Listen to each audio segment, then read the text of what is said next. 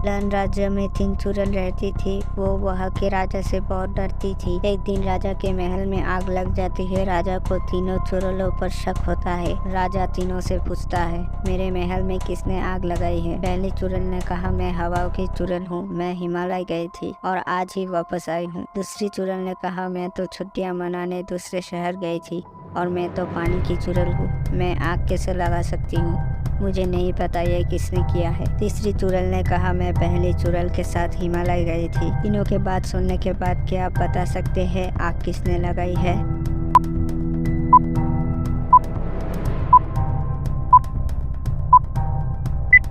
दूसरी चुड़ैल झूठ बोल रही है। जब वो छुट्टियां में बाहर गई थी तो उसे कैसे पता महल में आग लगी थी? एक चोर ज्वेलरी की दुकान में चोरी करता है। वो वहाँ से बहुत सारा सामान चुराता है और चला जाता है। अगले दिन जब दुकान का मालिक दुकान में आता है तो देखकर उसे बहुत धक्का लगता है। वो तुरंत जासूस मेहुल को बुलाता है। मेहुल दुकान में चोरी के पहले की फोटो मांगता है। आप इन दोनों तस्वीर को देखकर बता सकते हैं दुकान में कितनी संख्या में सामान चोरी हुआ है? 8, 5, 7, 6 या 9?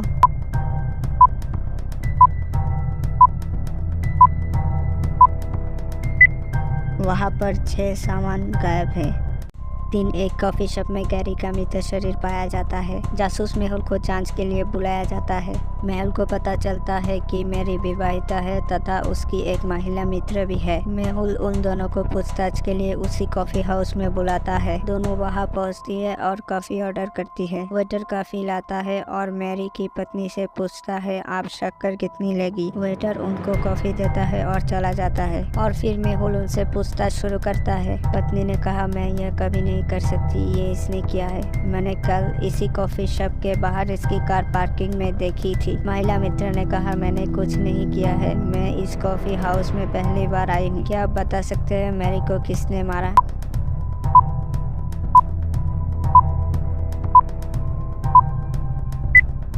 जब दोनों ने कॉफी ऑर्डर किया था तब वेटर ने सिर्फ मैरी की पत्नी से शक्कर के बारे में पूछा था। इसका मतलब वेटर को मालूम था कि महिला मित्र कितनी शक्कर लेगी।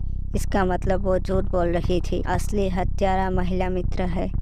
कायले पुलिस स्टेशन पहुंचता है और बताता है कि उसके बिजनेस पार्टनर ने रात में आत्महत्या की है। मैं और रान अपने निजी हेलीकॉप्टर से न्यूयॉर्क जा रहा था। हम लोग कल की मीटिंग पर चर्चा कर रहे थे। थोड़े समय बाद मैं बाथरूम चला गया। मैं जब वापस आया तब रान नहीं था और हेलीकॉप्टर का दरवाजा खुला था। मुझे टेबल पर एक पत्र दिखाई दिया। मैंने तुरंत पायलट को वापस चलने के लिए कहा। मेहुल हेलीकॉप्टर की जांच करता है और उसे वो पत्र मिलता है। क्या यह आत्महत्या है या हत्या?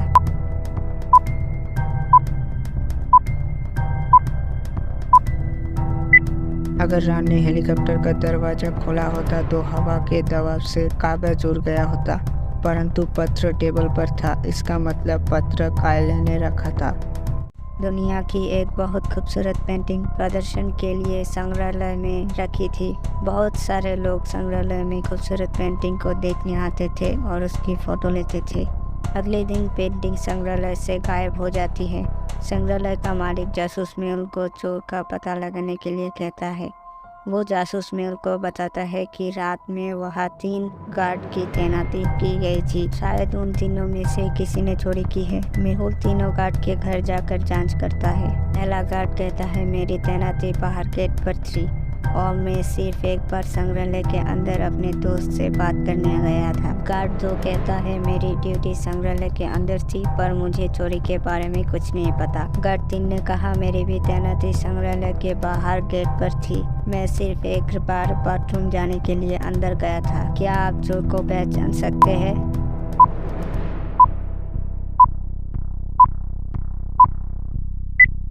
क्योंकि अगर आप गार्ड 3 के घर पर लगी पेंटिंग की तस्वीर देखोगे तो पता चलेगा वो तस्वीर संग्रहालय की नहीं बल्कि गार्ड के घर पर ली गई है।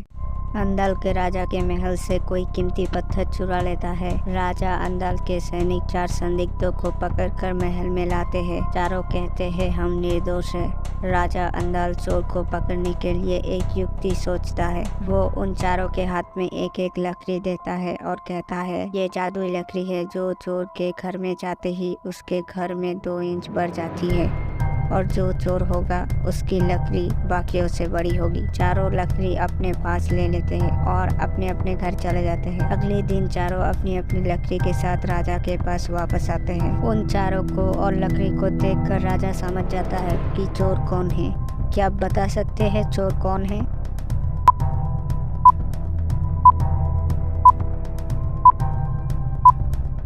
चोर को लगता है कि घर जाकर उसकी लकड़ी 2 इंच बढ़ जाएगी, इसलिए वो लकड़ी को 2 इंच काट देता है और उसके हाथ में जो लकड़ी है वो दूसरों से छोटी है। इसका मतलब असली चोर डी है। डेमन अपने 3 दोस्तों के साथ पार्टी करता है और बहुत ज़्यादा पी लेता है। 3 लड़कियों में से एक लड़की उसे टैक्सी से घर छोड़ती है। जब सुबह वो सोकर उठता है तो उसे पता चलता है कि उसके पर्स और घड़ी गायब है। वो तुरंत उस बार में वापस जाता है जहां उसने कल रात पार्टी की थी और उन्हें कल रात के फुटेज दिखाने को कहता है। इन तीनों लड़कियों को देखने के बाद क्या आप बता सकते हैं कि चोर कौन है?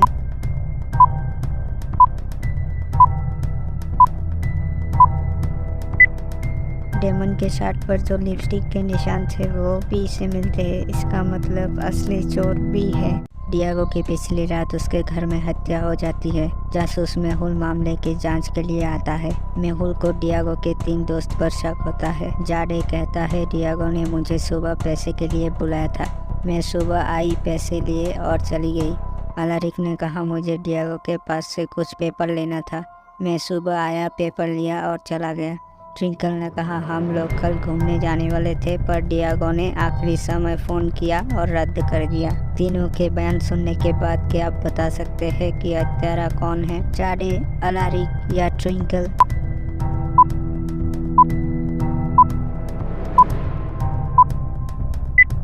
ट्विंकल की एक इयररिंग गायब थी और डियागो के रूम में वो दिख रही है। उसने प्रोग्राम कैंसिल नहीं किया था और ट्विंकल ने उसकी हत्या कर दी।